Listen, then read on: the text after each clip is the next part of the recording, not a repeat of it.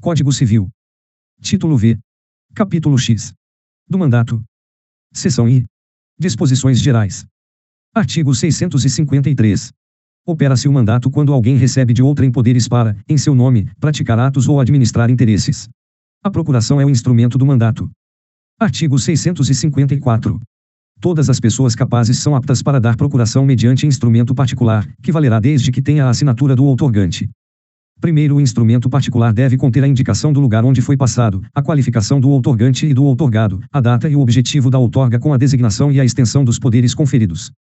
Segundo, o terceiro com quem o mandatário tratar poderá exigir que a procuração traga a firma reconhecida. Artigo 655. Ainda quando se outorgue mandato por instrumento público, pode subestabelecer-se mediante instrumento particular. Artigo 656. O mandato pode ser expresso ou tácito, verbal ou escrito. Artigo 657. A outorga do mandato está sujeita à forma exigida por lei para o ato a ser praticado. Não se admite mandato verbal quando o ato deva ser celebrado por escrito. Artigo 658.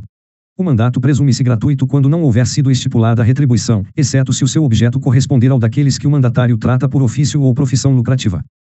Parágrafo único. Se o mandato for oneroso, caberá ao mandatário a retribuição prevista em lei ou no contrato. Sendo estes omissos, será ela determinada pelos usos do lugar, ou, na falta destes, por arbitramento. Artigo 659. A aceitação do mandato pode ser tácita, e resulta do começo de execução. Artigo 660. O mandato pode ser especial a um ou mais negócios determinadamente, ou geral a todos os do mandante. Artigo 661. O mandato em termos gerais só confere poderes de administração. Primeiro, para alienar, hipotecar, transigir, ou praticar outros quaisquer atos que exorbitem da administração ordinária, depende a procuração de poderes especiais e expressos. Segundo, o poder de transigir não importa o de firmar compromisso. Artigo 662. Os atos praticados por quem não tenha mandato, ou tenha sem poderes suficientes, são ineficazes em relação àquele em cujo nome foram praticados, salvo se este os ratificar. Parágrafo único.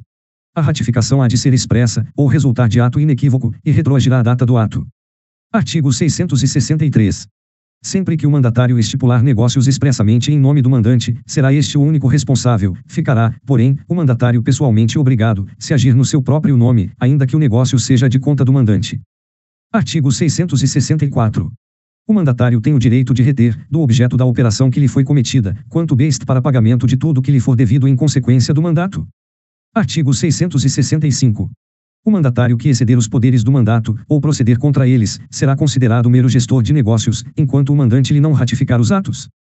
Artigo 666. O maior de 16 e menor de 18 anos não emancipado pode ser mandatário, mas o mandante não tem ação contra ele senão de conformidade com as regras gerais, aplicáveis às obrigações contraídas por menores. Seção 2ª. Das obrigações do mandatário. Artigo 667. O mandatário é obrigado a aplicar toda a sua diligência habitual na execução do mandato, e a indenizar qualquer prejuízo causado por culpa sua ou daquele a quem subestabelecer, sem autorização, poderes que devia exercer pessoalmente.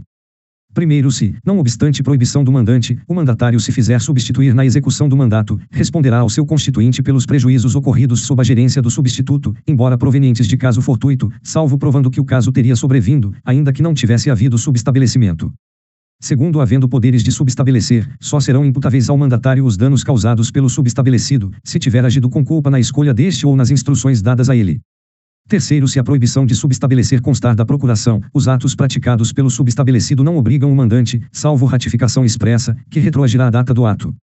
Quarto, sendo omissa a procuração quanto ao subestabelecimento, o procurador será responsável se o subestabelecido proceder culposamente. Artigo 668. O mandatário é obrigado a dar contas de sua gerência ao mandante, transferindo-lhe as vantagens provenientes do mandato, por qualquer título que seja. Artigo 669. O mandatário não pode compensar os prejuízos a que deu causa com os proveitos que, por outro lado, tenha granjeado ao seu constituinte. Artigo 670. Pelas sumas que devia entregar ao mandante ou recebeu para despesa, mas empregou em proveito seu, pagará o mandatário juros, desde o momento em que abusou. Artigo 671.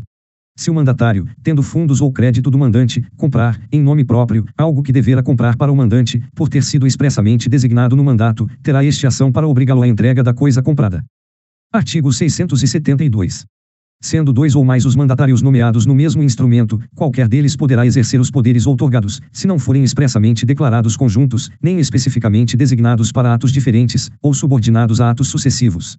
Se os mandatários forem declarados conjuntos, não terá eficácia o ato praticado sem interferência de todos, salvo havendo ratificação, que retroagirá a data do ato.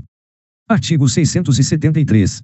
O terceiro que, depois de conhecer os poderes do mandatário, com ele celebrar negócio jurídico exorbitante do mandato, não tem ação contra o mandatário, salvo se este lhe prometeu ratificação do mandante ou se responsabilizou pessoalmente.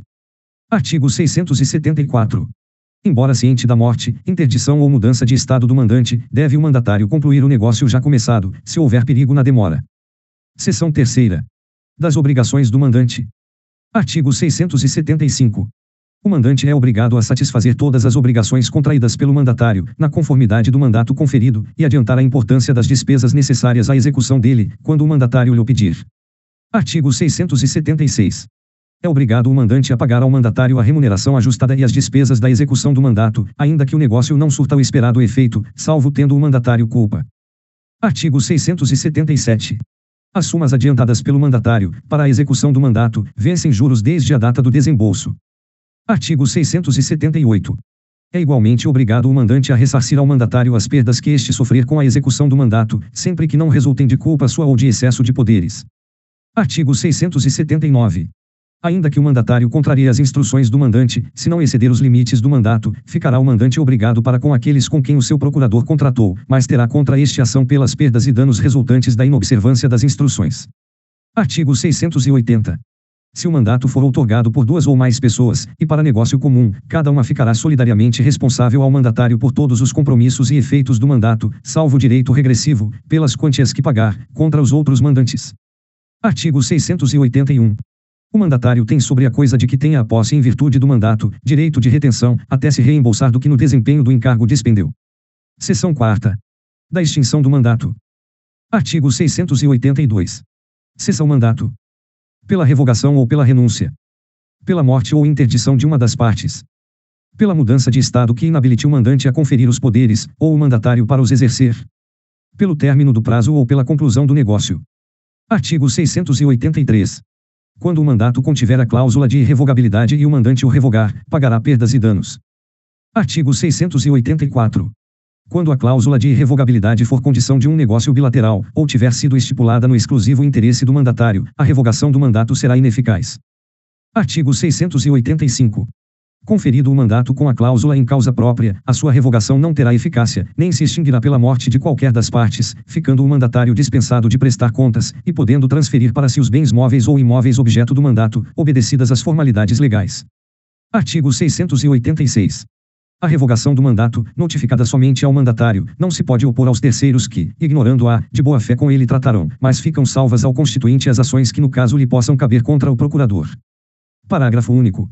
É irrevogável o mandato que contenha poderes de cumprimento ou confirmação de negócios incitados, aos quais se ache vinculado.